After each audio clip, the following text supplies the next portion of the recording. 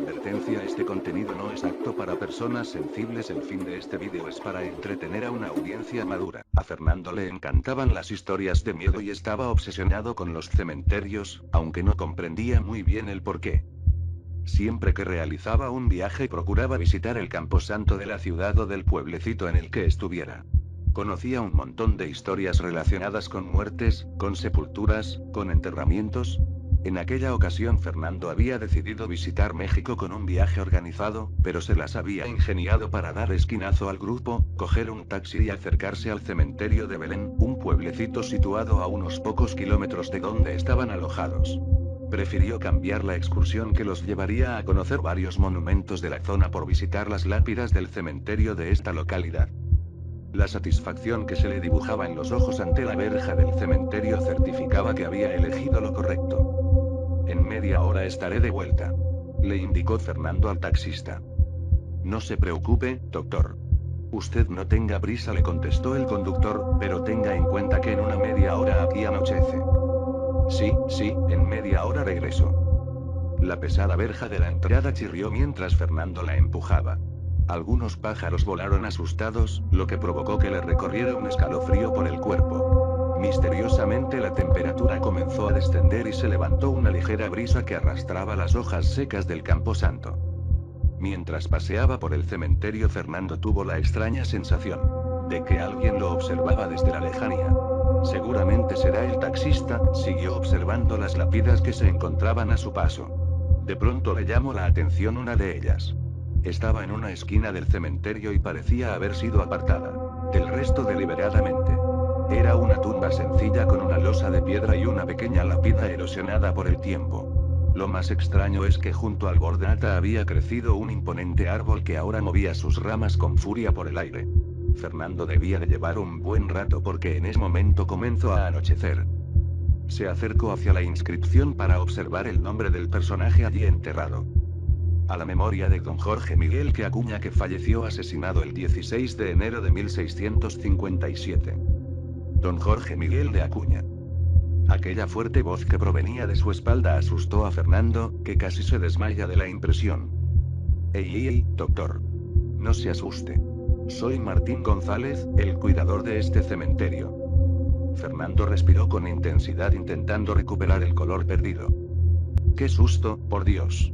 Estaba concentrado leyendo lo que ponía en la tumba y no lo he escuchado llegar. Perdóneme, ¿qué decía?, le preguntó Fernando tembloroso. Le decía que el señor que está ahí enterrado se llamaba Jorge Miguel de Acuña y su asesinato aún es recordado por todos los habitantes de esta zona, que han ido trasladando la historia de padres a hijos. El mío me trajo una noche cuando yo tenía 9 años y me relató lo que le había sucedido a este hombre y créame que nunca se me olvidará. Fernando pregunta: ¿y qué le ocurrió a este caballero?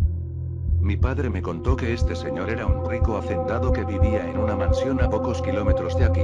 De hecho, todavía quedan en la actualidad las ruinas de aquella impresionante casona colonial. Este hombre había hecho su fortuna en Europa. Se rumoreaba que era un marqués que provenía de Rumanía. Tenía unas extrañas costumbres.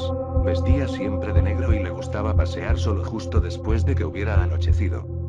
La gente que tenía a su servicio, continuó narrando el cuidador del cementerio, apenas coincidía con él porque siempre se levantaba cuando la luz del día se escapaba.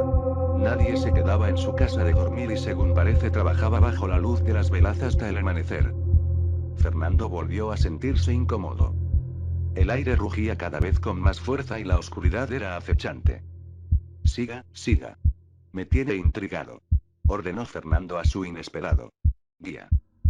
Al poco tiempo de llegar el extraño personaje a la zona comenzaron a aparecer animales degollados, gatos, ovejas e incluso ratas, y los cadáveres aparecían sin una gota de sangre. Imagínese. El miedo comenzó a cundir entre los campesinos de la zona, que al llegar la noche se encerraban en sus casas, tenebrosos de que algo malo le ocurriera a alguno de los suyos. A veces observaban escondidos tras las cortinas como el marqués paseaba enfundado en su capa. El cuidador del cementerio encendió un quinqué que llevaba para que tuvieran algo de luz. Fernando intentaba hacerse el valiente, pero aterrorizado con la historia que el responsable del cementerio le estaba contando. Una noche, uno de los campesinos, que tenía 14 hijos, comprobó horrorizado que le faltaba la más pequeña, una niña de 7 años. Se armó de valor y fue a avisar a algunos vecinos que con antorchas comenzaron a buscarla por todo el pueblo presagiando lo peor. Gritaron vamos por allí, los demás sí vamos. La niña no apareció y los aldeanos acusaron al extraño marqués de ser el asesino de la pequeña.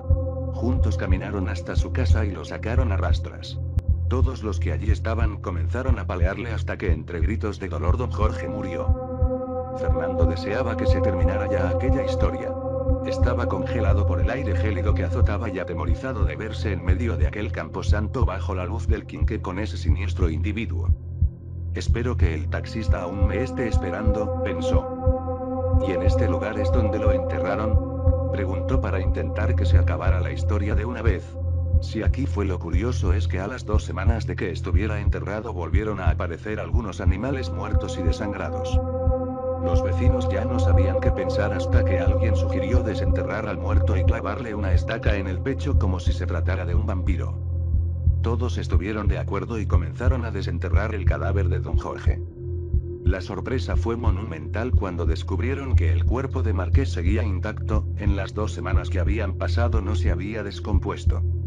Imagínese. La gente se quedó aterrorizada. En ese momento colocaron una estaca de madera sobre su pecho y la golpearon con una maza. Cuentan que el difunto don Jorge lanzó un terrible grito que se escuchó en todo el pueblo. Dios mío. ¡Qué historia más terrible!, exclamó Fernando atemorizado. Desde luego, señor. Además se cuenta que después del segundo entierro del marqués y aunque al pueblo regresó la tranquilidad comenzó a crecer este árbol junto a su lápida.